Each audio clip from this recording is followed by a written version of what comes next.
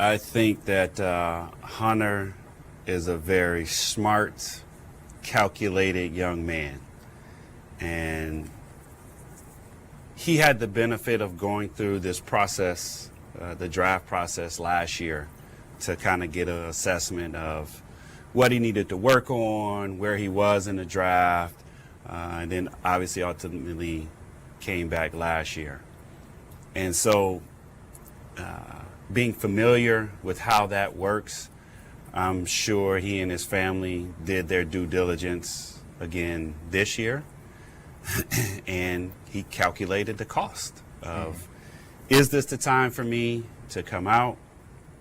Is it more beneficial for me to go back to Michigan, get another year closer to my degree, continue to work on the skills and maybe try to improve my draft position for the following year?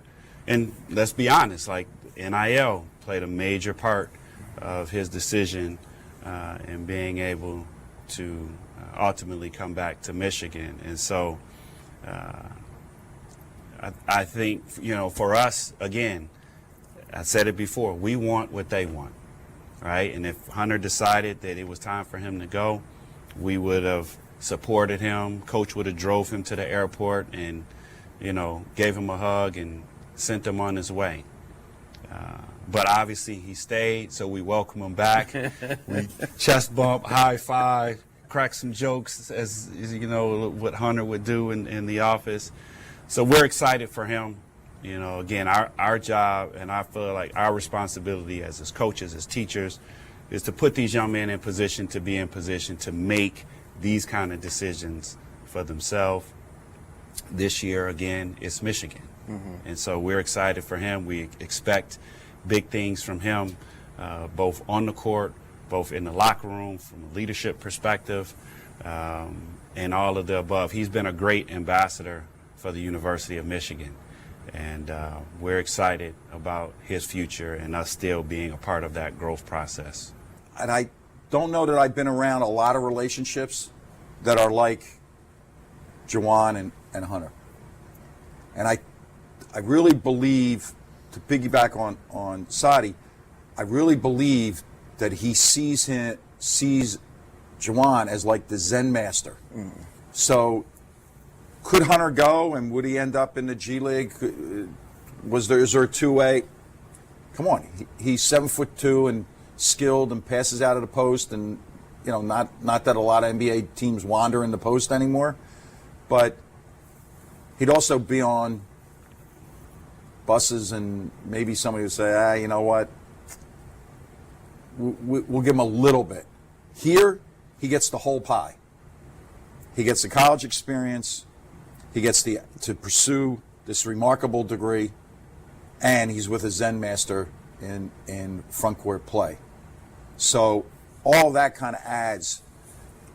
And at this moment in time, it's beautiful that Hunter and Coach, they're formulating this plan. What's next? Well, look, there's no secret. He has to become a better athlete. So what's Hunter doing right now? Most guys are home. Hunter's here. He's with Sandman. So he has to become a better athlete. He has to, for our game, he has to be able to play better in crowds. Because, you know, if Moose is back, if Moose is not back, who's playing alongside of Hunter? What does that do to the floor? And I think that he has to become not a stab guy when he shoots it.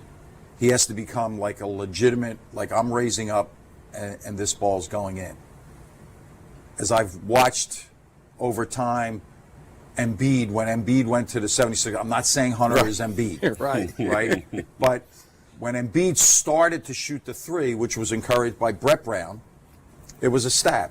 Hunter's ball is still a stab. So he's got to dig his feet in, raise up, and if that's the shot, then he's got to take that shot. Last summer we talked, my thing was he had to cut down his turnovers. His turnovers for a kid that skilled was way too high. Right? Cut those down. And now it's about athletic abilities, which will increase his ability to cover the ball screen, which everybody has to do in today's game, college or professional.